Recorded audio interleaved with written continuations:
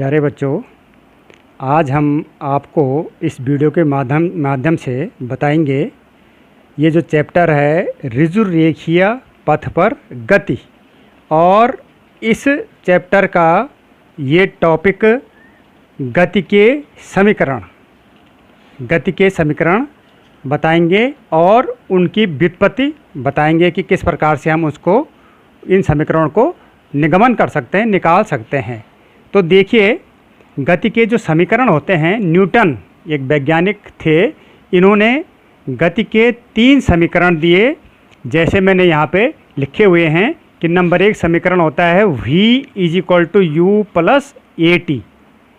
Number 2 होता है s = ut + 1/2 at²। और नंबर 3 समीकरण होता है v² = u² + 2as। ये गति के समीकरण कहलाते हैं। और यहाँ पर जो ये राशियाँ हैं, ये क्या प्रदर्शित करती है? u। यहाँ पर जो u आ रखा है, इसको कहते हैं वस्तु का t = 0 पर वेग, या इसको प्रारंभिक वेग भी कहते हैं u को। v को कहते हैं कि वस्तु का t समय पर वेग, और या इसको अंतिम वेग भी कहते हैं। और नंबर 3 s जो है, ये वस्तु द्वारा t समय में चली गई दूरी कहलाती है। और a जो यहाँ पर है, ये वस्तु का त्वरण कहलाता है। अब इन तीनों समीकरणों की व्युत्पत्ति, इन तीनों समीकरण का निगमन हम 3 विधियों के द्वारा कर सकते हैं। एक तो ग्राफीय विधि के द्वारा करते हैं, दूसरा एक साधारण विधि या जिसको केवल गणितीय विधि कहते हैं, और तीसरा कलन विधि या कैलकुलस की सहायता से हम इनका निगमन कर सकते हैं। तो यहाँ पर मैं आपको 2 विधियाँ बताऊँगा, कलन विधि के द्वारा और एक साधारण विधि के द्वारा, गणितीय विधि के द्वारा कैसे इन समीकरणों का हम निगमन कर सकते हैं, व्युत्पत्ति कर सकते हैं। तो देखिए, जैसे ये पहला समीकरण है, इसको हम साधारण विधि के द्वारा इसका निगमन करते हैं कि ये समीकरण कैसे करके आया है। तो चूँकि हमें मालूम है कि त्वरण की परिभाषा से हमें पता है ही, अभी तक आपने विमीय विश्लेषण में देखा होगा कि त्वरण जिसको कि हम a से प्रदर्शित करते हैं, ये बराबर क्या होता है? वेग परिवर्तन बटे समय। वेग परिवर्तन बटे समय। अब माना t समय के बाद वेग हो गया था v, यहाँ पे दिखा रखा है मैंने, t समय बाद वेग v हो गया था, और पहले t बराबर जब 0 था उस समय वेग कितना था? u। तो वेग में परिवर्तन कितना हो गया? v - u। बाद में वेग v हो गया, अब पहले वेग u था तो v में से u घटाएंगे तो क्या हो जाएगा? वेग परिवर्तन। और बटे कितने समय में ये वेग u से v हो गया था? t के बाद हो गया था, तो बटे t। वैसे हमने वेग परिवर्तन बटे t लिख दिया समीकरण। और a = v - u बटे t, a = v, और इसको हम v माइनस वज्र गुणन करेंगे तो v - u = at। और v = u को उधर ले जाएंगे तो प्लस हो जाएगा, तो u + at। ये पहला समीकरण आ गया, ये गति का पहला समीकरण आ गया है, इसका हम निगमन हो गया। ये तो हमने साधारण विधि से इसका निगमन किया। अब हम इसका निगमन कलन विधि से करते हैं। दूसरी विधि कलन विधि, जिसको कैलकुलस कहते हैं। कैलकुलस, इसी का हर एक का हम कलन विधि से भी करेंगे और हर एक का हम साधारण विधि से भी निगमन करेंगे। तो कलन विधि, इसको हम चलो साधारण विधि लिख लेते हैं। साधारण विधि, ये पहले समीकरण का किया हमने अभी, ये हमने अभी किस समीकरण की व्युत्पत्ति की? पहली समीकरण की, फर्स्ट समीकरण की हमने ये व्युत्पत्ति कर दी। अब कलन विधि से करते हैं। तो कलन विधि में देखिए, अभी इसी प्रकार से देखिए कि हमने आपको बताया कि त्वरण बराबर वेग परिवर्तन बटे समय। तो त्वरण a बराबर वेग परिवर्तन को हम dv लिख देते थे। v वेग और d लगा देंगे तो इसका मतलब होता है वेग परिवर्तन। अब बटे समय, तो समय अंतराल, तो समय अंतराल पे भी हम d और t लिख देते हैं। ये जब हम कैलकुलस से करते हैं तो हमें ऐसा लिखना पड़ता है वही चीज़। वेग परिवर्तन को हमने अब डी वी लिख दिया, और डी वी का मतलब वी माइनस यू ही होता है, तो डी वी बटा डी टी, ठीक है। और इसको भी हम वज्र गुणन करेंगे तो डी वी बटा, इसको एक रख देंगे तो डी वी बराबर ए इंटू डी टी हो जाएगा। अब हम क्या करते हैं, दोनों ओर का इंटीग्रेशन करते हैं, दोनों ओर का समाकलन करते हैं। समाकलन, क्योंकि समाकलन विधि ही है तो इसको हम कलन विधि या समाकलन विधि कहते हैं इसको। तो दोनों ओर का इंटीग्रेशन करते हैं, समाकलन करते हैं। तो समाकलन का यहाँ पे लिख भी देंगे हम, दोनों ओर का समाकलन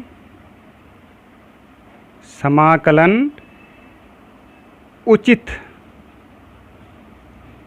सीमा, इसको बताऊंगा कि उचित सीमा क्या है। उचित सीमा के अंदर, उचित सीमा के अंदर करने पर, उचित सीमा के अंदर करने पर, तो ये है ऐसा।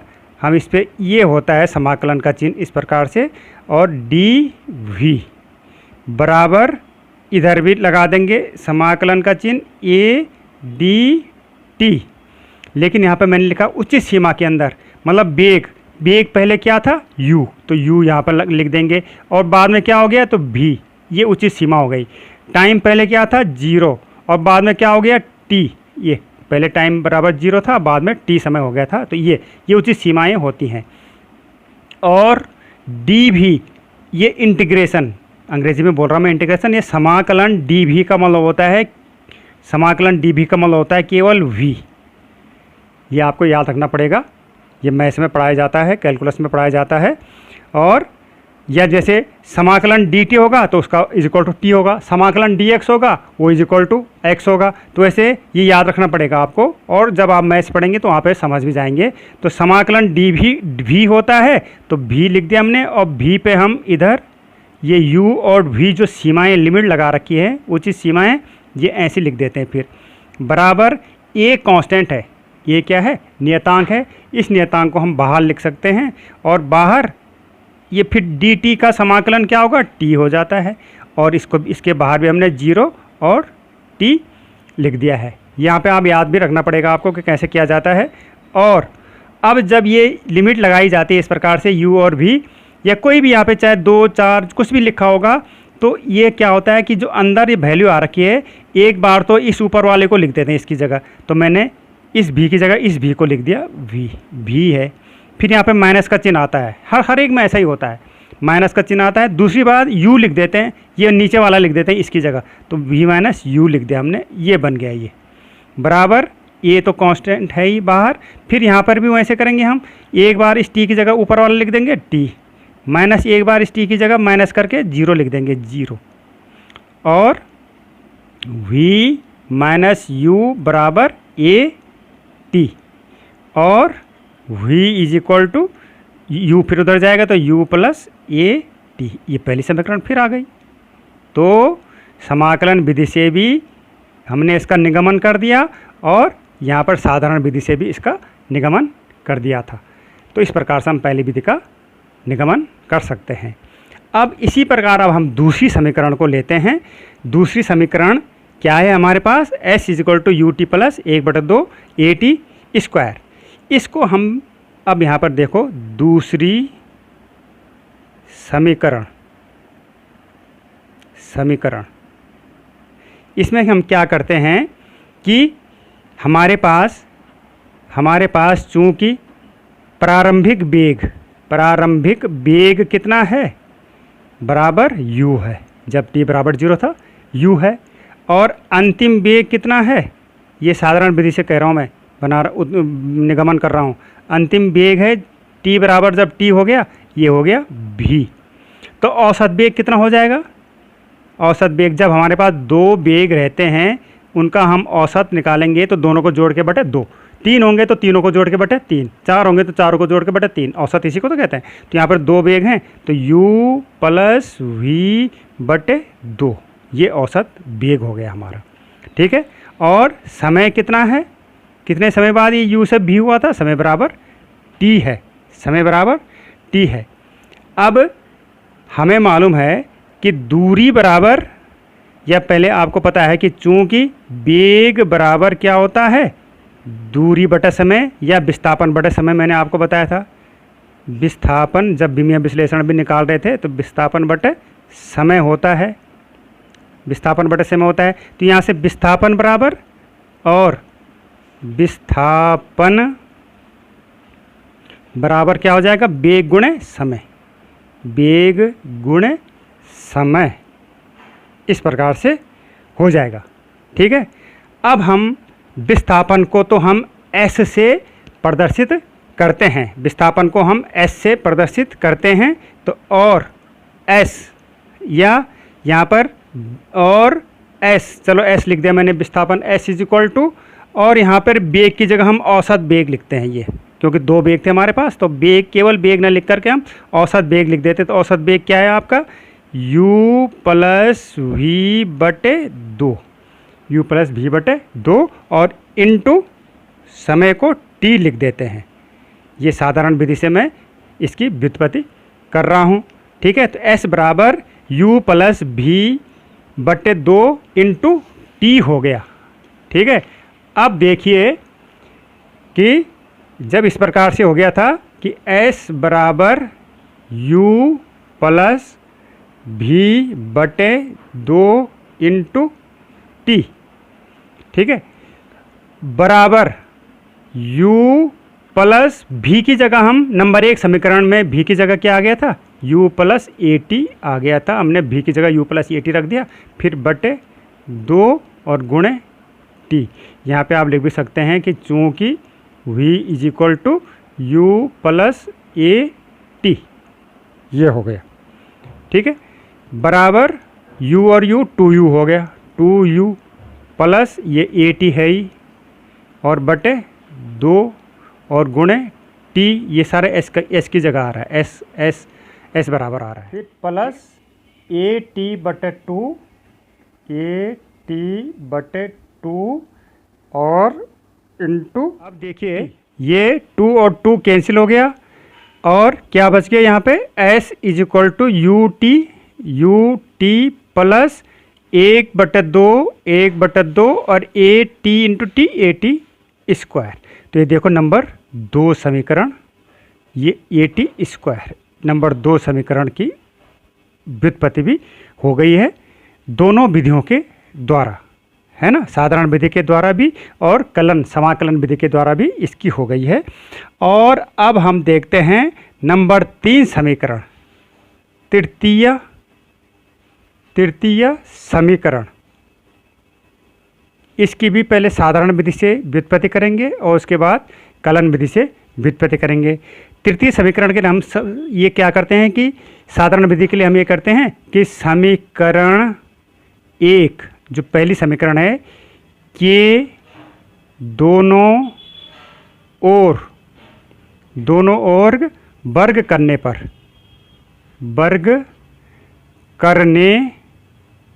पर दोनों ओर वर्ग कर दिया हमने पहली समीकरण का। तो पहली समीकरण थी हमारे पास v is equal to u plus a t, तो हमने इधर भी इसका वर्ग कर दिया और इधर भी इसका वर्ग कर दिया। तो क्या मिल गया हमें, और इधर हो गया वी स्क्वायर बराबर इसका वर्ग करो तो u का स्क्वायर प्लस ए टी सारे का स्क्वायर, मतलब a का भी स्क्वायर और t का भी square, plus 2u A T, है ना, x प्लस वाई का होल स्क्वायर का वर्ग आपको आता ही है, उस विधि से हमने इसको कर दिया है।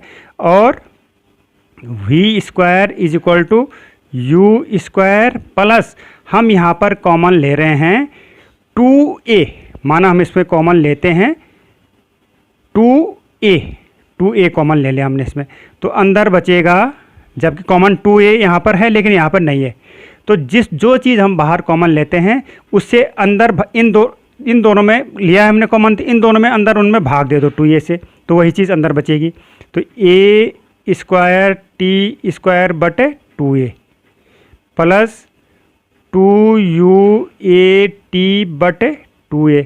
जो भी चीज़ हम ये याद रखना आप कि जो भी चीज़ हम बाहर कॉमन लेते हैं उससे अंदर भाग दे दिया उनमें, तो वही चीज़ अंदर बचती है। तो यहाँ पर क्या बचेगा, अब निकल जाएगा आपका, और वी स्क्वायर बराबर यू स्क्वायर प्लस 2a, और यहाँ पर देखो a से एक a कट गया तो क्या बचा, ए टी स्क्वायर बटे 2, ए टी स्क्वायर बटे 2 बचा यहाँ पे। तो प्लस यहाँ पे 2 से 2 कट गया, ए से ए कट गया, क्या बचा, यू टी बचा, और वी स्क्वायर बराबर यू स्क्वायर प्लस 2a, और ये किसका मान है, you t plus 1/2 a t square. देखो नंबर 2 समीकरण, ये समीकरण 2 का मान है, तो इसकी जगह हमने क्या लिख दिया, एस का तो मान है, यहाँ पर लिख भी सकते हैं समीकरण 2 से, समीकरण 2 से। देखो तो ये नंबर 3 समीकरण बन गई कि नहीं बन गई, नंबर 3 समीकरण की व्युत्पत्ति हो गई, उसका निगमन हो गया। ये साधारण विधि से हो गया, या इसको हम गणितीय विधि कह सकते हैं। और इसका अगर हम कलन विधि, समाकलन विधि से करें, कलन विधि, तो कलन विधि एक विधि ग्राफीय विधि भी होती है, मैंने बताया था, उसको भी आप देख लेना। ग्राफीय विधि भी 3 विधियों से ये व्युत्पत्ति इसकी व्युत्पत्ति हो सकती है। तो कलन विधि से भी अगर हम तीसरी समीकरण को निगमन करते हैं, तो इसके लिए देखो, अभी जैसे हमने दूसरी समीकरण में लिखा था, ये पहली समीकरण में लिखा था कि त्वरण ए बराबर हमने लिखा था डी वी बटे डी टी, ये लिखा था कि नहीं, है ना, वेग परिवर्तन बटे समय। और डी वी बटे डी टी को हम क्या लिख सकते हैं, देखो अपनी तरफ से मैंने क्या किया, डी वी बटे डी टी को मैंने गुणा कर दिया यहाँ डी एस बटे डी एस से, तो कोई फर्क पड़ा, नहीं पड़ा। डी एस से डी एस कट गया तो डी वी बटा डी टी है। ये मैंने क्यों किया, देखो क्या, और a इज इक्वल टू, मैं इसको डी वी बटे डी एस, इस एस को तो इसके नीचे लिख देता हूँ, डी वी बटे डी एस, और इंटू डी एस ऊपर, इस डी एस को ऊपर रहने देता हूँ, बटे ये वाला डी टी मैं नीचे लिख देता हूँ, कोई फर्क नहीं पड़ा। डी एस कट गया, डी वी बटा डी टी है। अभी हमने अपनी तरफ से डी एस से गुणा भी किया, डी एस से भाग भी दे दिया, कोई फर्क नहीं पड़ा। लेकिन क्यों किया अभी आप जानेंगे। तो यहाँ पर देखेंगे आप, परंतु हमारे पास ये जो डी एस बटे डी टी है, डी एस बटे डी टी, दूरी बटे समय, डी एस का मतलब दूरी और बटे समय, तो डी एस बटे डी टी क्या है हमारे पास, ये है हमारे पास v बराबर v, वेग बराबर तो होता है विस्थापन बटे समय, तो ये विस्थापन बटे समय, इसको हम v लिख सकते हैं, डी एस बटे डी टी बराबर v है हमारे पास, तो ये विस्थापन बटे समय है, इसलिए v लिख, तो हम a इज इक्वल टू यहाँ से लिख सकते हैं डी वी बटे डी एस, ये तो रहेगा ही डी वी बटे डी एस, और डी एस बटे डी टी की जगह v लिख देंगे इस प्रकार से। अब इस प्रकार से जब ये हो गया, तो अब दोनों ओर यहाँ पर भी हम क्या करते हैं, समाकलन कर देते हैं, या हम इसको ऐसा भी लिख सकते हैं, और पहले हम इसको ऐसे लिख सकते हैं कि इस a into d s, a into d s कर देते हैं, और उधर हो गया आपका v into d v, v into d v आगे पीछे कर दिया है हमने इस प्रकार से। और देखिए अब हम दोनों ओर इसका समाकलन कर देते हैं। इधर भी मैंने ये लगा दिया है ए डी एस, समाकलन का चिन्ह लगा दिया है, और इधर भी समाकलन का चिन्ह लगा दिया है वी डी वी, और उचित सीमा के अंतर्गत ये s है तो इसको 0 to s, और ये v है तो प्रारंभिक वेग u होता है, 0 नहीं होता है, u से v, इस प्रकार से। और ये a कॉमन है तो a तो बाहर कर दिया, और ds का जो इंटीग्रेशन होता है केवल क्या होगा, वो s, मैंने पहले ही बताया था, जैसे dt का होता है तो t होता है, dv का होता है तो v होता है, ds का होगा तो s होगा, और इस पर 0 से s लग जाएगा, इस प्रकार से इसको बड़े ब्रैकेट में लिखा जाता है। और बराबर इधर v dv, केवल dv होता तो यहाँ पर इसका समाकलन v हो जाता है, लेकिन v है, v dv है तो इसका समाकलन होता है v स्क्वायर बटे 2, और इस पर लगा दिया जाता है u, सीमाएं u और v। इसको जान लीजिए कि अगर आपके पास यहाँ पर समाकलन x पावर n dx, ये आपको निकालना है, कोई क्वेश्चन है, ये साधारण सा फॉर्मूला है ये, कि इंटीग्रेशन या समाकलन x की पावर n dx, तो ये ज़रूर होता है x की पावर n+1, n+1 एक फॉर्मूला आता है, अब बटे भी फिर n+1, ये इसका उत्तर होता है। तो यहाँ पर भी वही है, यहाँ पर भी वही है, v dv है, x की n dx था, यहाँ पे v की 1 dv है। तो ये भी उसी प्रकार से होगा कि जैसे x की n+1, तो यहाँ पर v की 1 पावर है ना n की जगह, तो 1+1 तो v की 2 हो गया। अब फिर बटे n+1 तो 1 है n की जगह, तो 1+1 2, तो v²/2 uv। ठीक है। और अब मैंने कहा ये s और 0 कैसे लगाते हैं, एक बार इस s की जगह as लगा देंगे, ये तो है ही, अंदर हम ये s लिख देंगे, माइनस अगली बार s की जगह 0 लिख देंगे। इधर भी हम एक बार v लिख देंगे इस v की जगह, तो v²/2 सारे की जगह, माइनस लिख के फिर u लिख देंगे, तो u²/2। और क्या हो जाएगा, ये तो इधर तो आ जाएगा as, और इधर बचेगा आपका 1/2 कॉमन ले लीजिए, v² - u²। ठीक है। और इस 2 को उधर ले जाइए, तो ये हो जाएगा आपका और 2as बराबर v² - u²। और इसको ये उल्ट ऐसा भी लिख सकते हैं, v² - u² बराबर 2as, इधर का उधर का इधर कर दिया मैंने, और v² इस u² को उधर ले जाएंगे तो क्या हो जाएगा, वो प्लस हो जाएगा, u² + 2as। ये नंबर 3 समीकरण है आपकी। इसकी व्युत्पत्ति कलन विधि से इसकी व्युत्पत्ति भी हो गई है।